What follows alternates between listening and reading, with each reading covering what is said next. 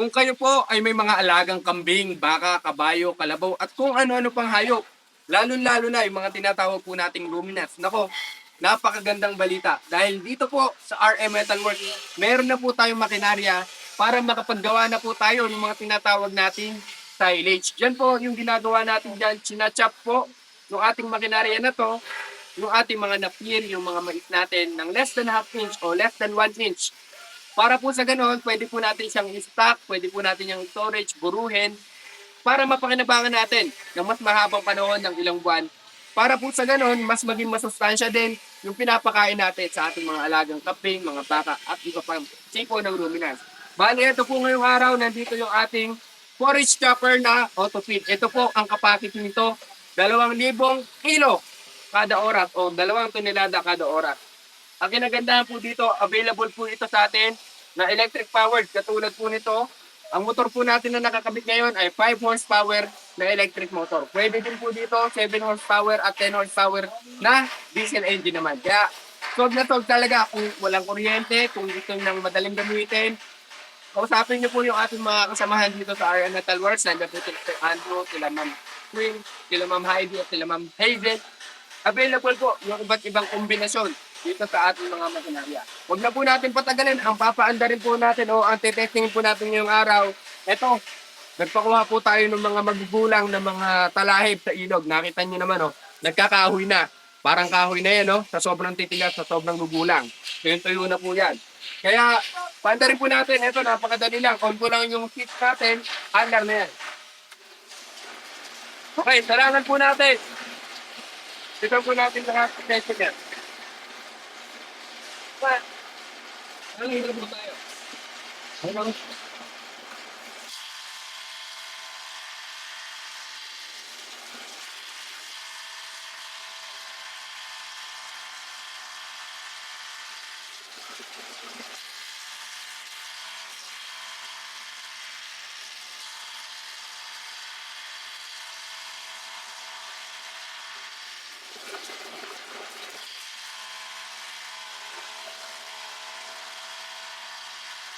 Ito naman, gaano katigas yan, no?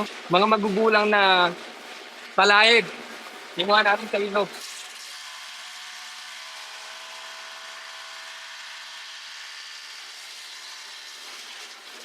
Pakita po natin yung output.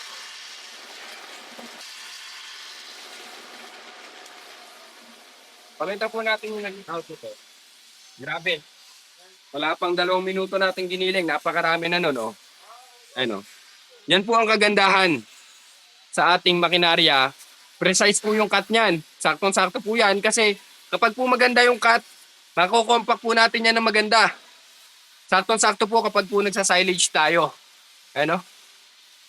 Napakatigas pa ng mga giniling natin. Mga talagang nagkakahoy ng mga damo doon sa tabing ilog natin. Muli po, ito po yung ating forage chopper. Ang capacity po nito, 2,000 kilo kada oras. Ito po yung in-order sa atin ni Sir Leo. Pipick upin po niya ito ngayong linggo.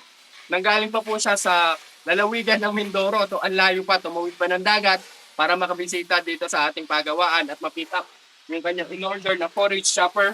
Muli po, ito po 5 horsepower. Kaya nakita nyo, napakadali kong sinapaandar. On lang yung pitch. Okay na, palag-palag na, laban na. Yan po, sunod po natin pakita yung ating makinarya naman nandito. Ito po yung ating coconut husk coordinator. Ang engine po niya maganda. Ang brand, yan po yung tinatawag natin na Briggs & Stratton. 12 horsepower air-cooled diesel engine po yan. Gilingin po natin, ito mga bunot ng nyog. Yan. Sige po, paanda rin po natin. Patulong tayo kay Sir Christian para paanda rin yung ating aparato. Kaya po, kung meron po kayong mga katanungan yung sa iba't ibang makinarya, nakita ninyo, meron tayong mga decorticator, meron tayong mga forage chopper, meron tayong mga pulverizer, meron tayong mga pelletizer, at kung ano-ano pang mga kagamitan, mga makinarya sa ating mga farm. Saktong-sakto yan kung meron kayong mga integrated farm o gusto nyo pataasin yung productivity ng ating mga farm. Kausapin niyo po yung ating mga kasamahan dito sa RM Metal Works. Lalagay ko po yung mga numero na pwede niyong matawagan. Para po sa ganun, ma-recommend namin yung best machine para sa inyong pangangailangan. Sige po, paanda rin po natin.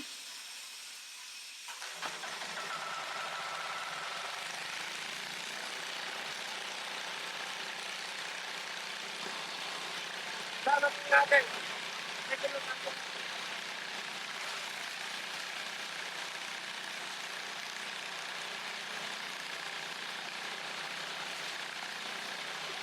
Lipat ko natin to. Makapunod ang loob.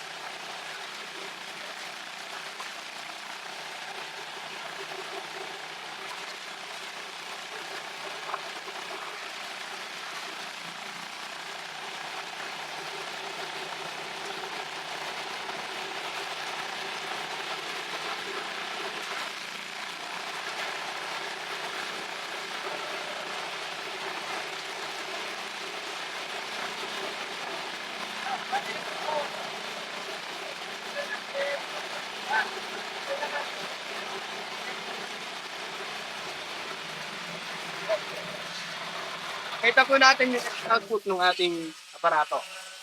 Ito po yung tinatawag natin na cockpit. Ayan, medyo mahangin ngayon sa atin. Ayan. Ayan, oh. Ganda, oh. Ito po yung ginagamit natin sa mga seedlings natin, sa mga mulching natin, pang soil amendments. Kasi ito napakaganda. Nagpapataas po siya nung tinatawag natin na water retentivity. Ibig sabihin po, kaya po mag-absorb kasi nung ating lupa kapag po meron tayong cockpit. Ang cockpit po, kaya po niya mag-absorb ng 5 to 8 times nung kanyang bigat. Ibig sabihin, yung 1 kilo po ng cockpit, kaya niya mag-absorb ng 5 to 8 liters na tubig. Muli po, ito po yung ating coconut husk decorticating machine. Ito naman po yung ating forage chopper. Kung meron po kayong mga katanungan, pwede po kayo mag-message sa mga numero ilalagay po sa inyong mga screen. Ako, napakadami talaga. Nakakatuwa na ang dami na natin mga makinarya, mga disenyo dito sa RM Metal Works. Patuloy pa po tayo nagdadagdag ng iba't iba pa mga disenyo na swak para sa iba't ibang mga farm, sa iba't ibang mga negosyo ng ating mga kababayan sa Pilipinas. At ang ganda pa dyan, syempre talagang gawang Pinoy po. Lahat po ng mga trabador natin dito, kapwa isuhano natin, mga kapwa Pilipino natin, lahat ng benefit po, kumbaga ay hindi lang tayo nakakatulong dun sa mga magsasaka na binibili ng ating mga makinarya, kundi maging sa mga part po nung RM Metal Works. Kumbaga. Ayan po. Ngayon, kung meron po kayong mga katanungan, pwede nyo po akong mag-contact sa mga numerong ilalagay ko sa inyong mga screen. Minsan po, wala po ako dito sa ating pagawaan dahil yan, nagtuturo tayo ng mga engineering student din dito sa university sa atin. At shoutout sa mga estudyante ko dyan. Yan, may quiz kayo next week.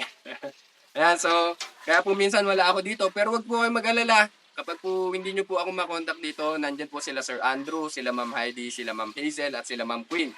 Available po sila from Monday to Saturday ng 7:30 to 4:30 p.m. Yan, pwede po kayo mag-visit dito sa ating pagawaan para makita nyo din yung iba't iba pa nating mga makinarya na ginagawa at dinidisenyo dito sa RM Metal Works. Muli po, maraming salamat po at magkita-kita pa po tayo sa susunod nating mga vlogs.